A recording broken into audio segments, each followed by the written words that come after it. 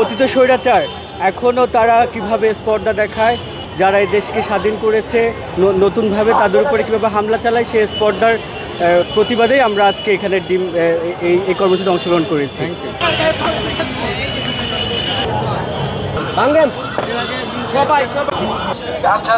নানান লিগ দেখেছি, তারপর আমরা সর্বশেষ এসে দেখলাম যে টিম লিগ। তারা যখন আমাদের সাথে পারতেছে না বিভিন্নভাবে, তখন তাদের একটা লিগ বের করছে, টিম লিগ, যেখানে পাচ্ছে সুবিধা তাদের, যখন তারা সুযোগ পাচ্ছে তখন আমাদের উপর টিম মারতেছে, আমাদের বিভিন্ন যোদ্ধাদের উপর টিম মারতেছে। আলটিমেটলি সর্বশেষ লিগ আমরা পাইলাম টিম লিগ। ওয়ালটন এখন দেশের সীমানা পেরিয়ে পৌঁছে গিয়েছে 50টিরও বেশি দেশে।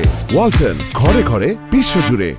এখন আমরা এখান থেকে স্পষ্টভাবে বলতে চাই যে এরপর থেকে আওয়ামী লীগকে আমাদের জুলাই যোদ্ধারা যেখানে দেখবেন, যে পরিস্থিতি দেখবেন, যদি কখনো মিটিং মিছিল করতে দেখেন বা অস্থিতিরতা সৃষ্টি করতে দেখেন দেশে, একটা কাজ করেন, প্রথমে ধরবেন, ধরে একটা হালকাভাবে পিটুনি দিবেন, দেওয়ার পর হচ্ছে সাইডে নিয়ে তাদেরকে জায়গা মতো যে ডিম আছে ডিম দিবেন, কারণ তারা ডিম লিগে, এখন তাদেরকে ডিম দিতে হবে।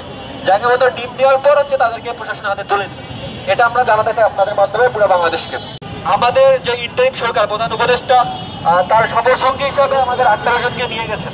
একজন সরকার, বাংলাদেশের সরকার প্রধান, মানে প্রধান উপদেষ্টারা আমরা মনে করি সিকিউরিটি নাই, তার সাথে গেল সফর সঙ্গী, তারা ডিম নিক্ষেপ খাচ্ছে। ডক্টর মোহাম্মদ ইউনূস, তাহলে তার নিরাপত্তার যে সে তো নিজেই দিতে পারতেছে না, আমাদের সাথে কি তারা কি প্রেম খেলতেছে যে আমরা বাইরে থেকে দেখাচ্ছি যে আমরা এরকম এরকম, বাট ভিতরে কি আলটিমেটলি আপনারা কি করতেছে সেটা জনসম্মুখে আস্তে আস্তে কিন্তু আমরা জানতে পারতেছি বা দেখতে পাচ্ছি।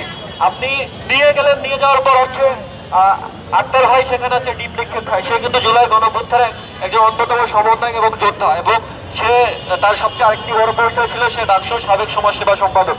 সেই জায়গাতে আমরা বলতে চাই যে এরকম পরিস্থিতি যদি নেক্সট টাইম হয়, তাহলে আমরা মনে করি না যে ইন্টারিম সরকারের টিকে থাকা যে ক্রিয়াটা আমরা জুলাই যোদ্ধারা যারা বলেছি ইন্টারিম থাক, ইন্টারিমটা নিজের কোটি নিজেই হারাচ্ছে।